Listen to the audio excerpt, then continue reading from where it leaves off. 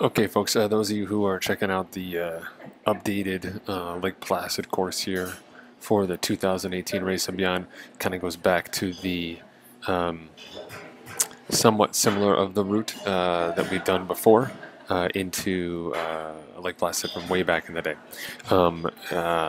Just as a comparison, the current route, one lap, has 3,200 feet of climbing approximately. Old route here, or the old new route, right? The one we just did last couple of years at 3,000. So this one adds about 150 more feet per climbing per lap, which isn't bad, but it does it in a slightly different way. The roll to Ausable Forks is much smoother. This not so much. So the way this map appears to be is that it's got you cutting over here on the climb. So what that does take out here is this hard section on the upper part of Wilmington. So if you allow me to kind of dive in on that here on the course. See, what they've got you doing is kind of cutting over here on this Huber Road and then doing the out and back. What that means is you're missing this section in here, which is, I don't know if I can do it on the map, so let's try it right here. It's going to be from here, just at the peak of this little climb here. Right there. That climb there, all the way down to there. Okay?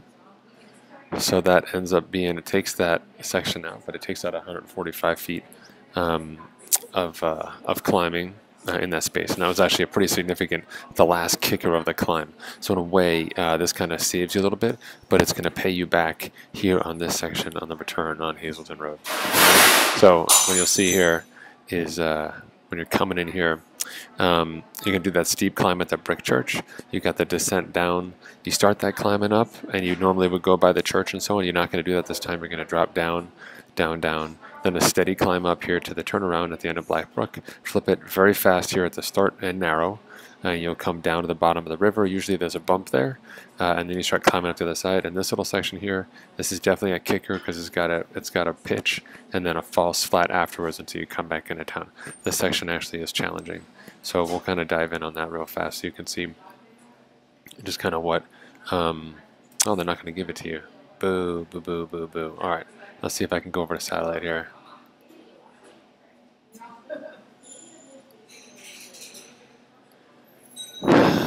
So essentially, see how deep in I can get on for you guys.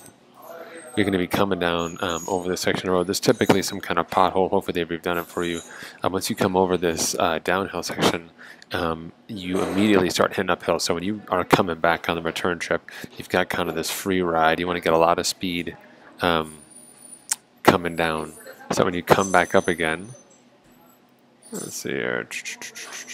Trying to see if I can get it on the map here.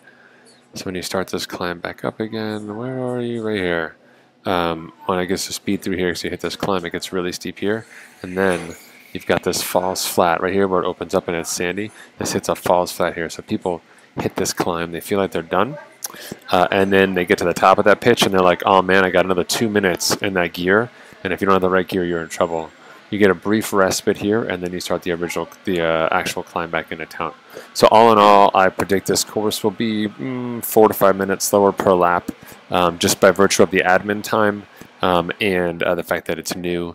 The biggest issue for most people here is just that this whole section of the course is typically so narrow. You can't have marshals back there. There have been some crashes in the past because the course is narrow, so it's definitely something you want to recon. We'll definitely be doing that in our camp. Hope that helps, guys. See ya.